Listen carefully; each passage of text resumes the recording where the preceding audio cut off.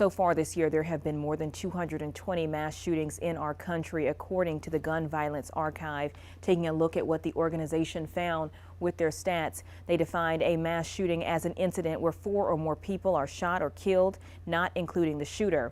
That group has reported at least 10 mass shootings here in South Carolina this year, the most recent being in North Charleston last Monday, injuring at least 5. Also listed the Columbiana Mall shooting, where around 15 people were hurt. Well, following the shooting in Texas, local school districts are looking at ways to shore up their defenses against similar threats. School resource officers are often the first to respond. One SRO in Sumter says the job means even more to him after losing his own son too young, and he will do whatever it takes to protect his students. The ultimate sacrifice. I tell the kids it's a possibility that I'm going to end up losing my life just to save their life. The ultimate service.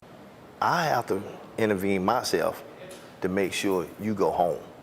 And that's what I have to do. That's what I would do. I want to make sure everybody go home. So parents out there knowing that every school resource officer, that's our job.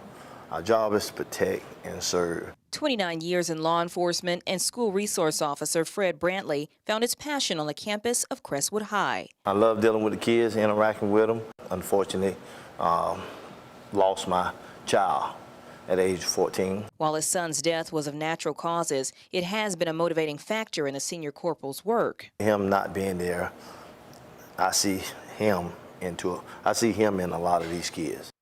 You don't want to see no child get hurt. According to the Sumter Sheriff's Office, SROs like Brantley are trained to respond to active threats and find soft targets. Move around, make sure everything's secure and safe, check the doors. It's just one of their defenses, according to Principal Shirley Gamble, who says they lock exterior doors and escort guests. We do work with our students trying to ensure them that they are in a safe place, but also we encourage them always to be just as vigilant as we are. While there's no perfect system, Brantley says he's proud to play a part in protecting our schools.